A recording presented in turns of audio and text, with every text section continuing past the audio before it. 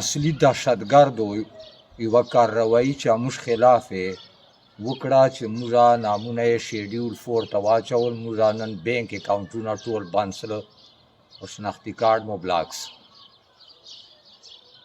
پښتون کومه چې حقه خبره کوي، الله رسول خبره کوي، خپلو بچو ته تورسرو ته ښکلی مستقبل غواړې، خپلو بچو تورسرو ته حق غواړې، نو بیا به دې دهشتګرد ډي سي یا دهشتګرد کمیشنر او دهشتګرد انتظامیه او دهشتګرد حکومت بیا تا شناختي کارډ بلاکي، تا بینک اکاونټونه به ټول بلاکي او ته به شیډیول 4 ته اچېږې. شیډیول 4 ته چې واچېږې دا بیا ته دهشتګرد سلې یا شرپسند سلې.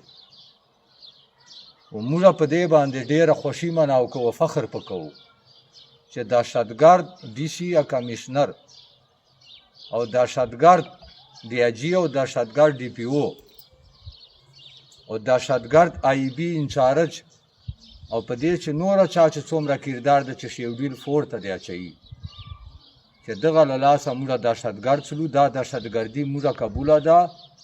نن نه بعد یادو په کاغذو چې موږ دهشتګرد یو، خو موږ د پاکستان وفادار یو، د آیین او د قانون وفادار یو، د خپلې خاورې د قوم وفادار یو. دغو دهشتګردو سره موږ نن اعلان جنګ ده مکمل. دغو دهشتګردو سره نن نه موږ مکمل اعلان جنګ ده.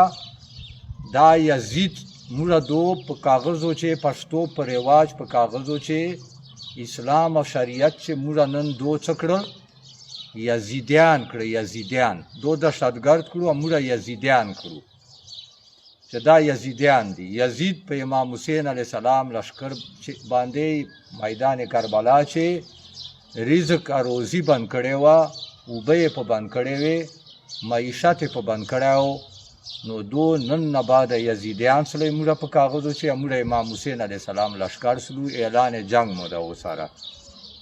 په پولیو باندې زه چې بایکاټ کوم، ته ما ته بنیادي انساني حقوق نه راکوي، بنیادي آئینی حقوق نه راکوي. ایګه احتجاج ریکارډ کولو پاره زه پولیو بایکاټ کوم چې دا د خنزیر میتازې دي، دا د بیزوګانو میتازې دي، خو ته ما ته په زور په زبردستي په جبر باندې راکوي. ما ماشومانو خولو ته ورڅڅوي. اگر چې قرآن فیصله ده چې لا اکراه فی الدین، دین چې زور زبردستی جبر نسته. ته قرآن حکم ماتوي، ما ته بیزوګانو میتازې خنزیر میتازې ما ماشومانو ته په زور ورڅڅوي. ایم ځکو اوبه چې ماشاءالله که کرنال مځکو اوبه دي آدر نه بند دي. دورې تا په رویې چې تا په کردار چې تضاد ده، دومره تا منافقت ته چې یو طرف ته 100 لکو کرنالو ته پاکې اوبه نه راکوي، بل طرف ته پلیتې اوبه یې بیزوګانو او خنزیر والې ما ماشومانو خولو ته راچوي. ته دوره ما ماشومانو خیرخوایې، بل طرف ته ما چای مړۍ اوبه مځکو اوبه اغر باندې بندوي. دوره ته ما خیرخوایې.